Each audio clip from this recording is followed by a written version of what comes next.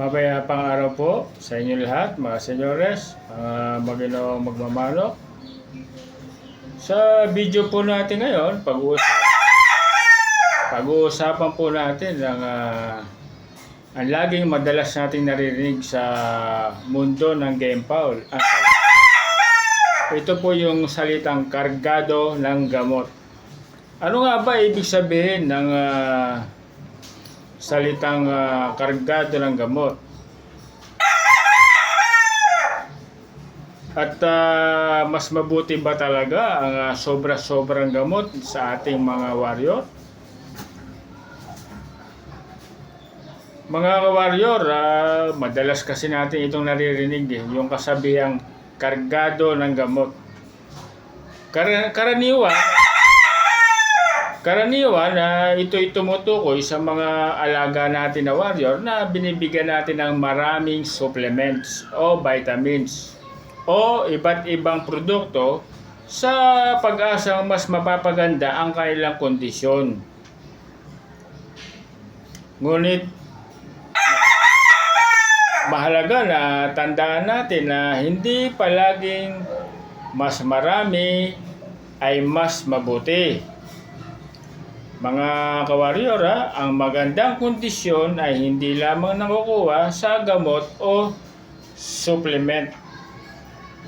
Mas mahalaga pa rin ang tamang pagkain, malinis na inumin, sapat na ehersisyo, malinis na kulungan, at maayos na management.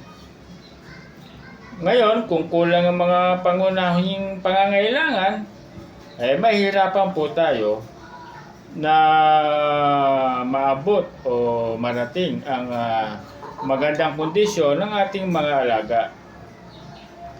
Ang sikreto ng maraming tagumpay ng backyard breeder ay hindi lang sa dami ng gamot, kundi ang tinatawag natin na consistency sa pag-aalaga, tamang feeding program, regular na observation, at malinis na kapaligiran. Minsan, ang simpleng sistema na ginagawa araw-araw ay mas epektibo kaysa sa pabago-bagong programa. Mga ka-warrior, tayo bilang tagapag-alaga, tayo ang unang makakapansin kung meron bang pagbabago sa ating mga warrior.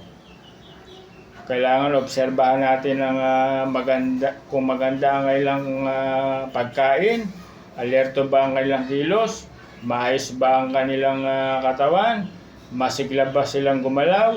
Araw-araw kailangan nagmamasid tayo, isa-isa dapat inoobserbahan natin kasi yan ang pinakamahalagang bahagi ng tamang pag-aalaga.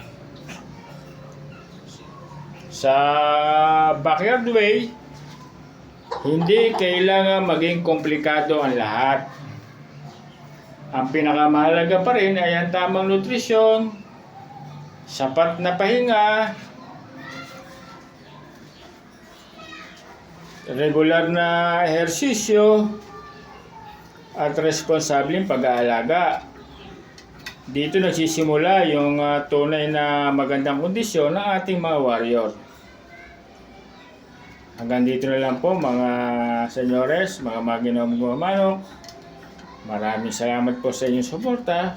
Huwag niyo pong kalilimutan mag-like, mag-comment, mag-share, at mag-subscribe.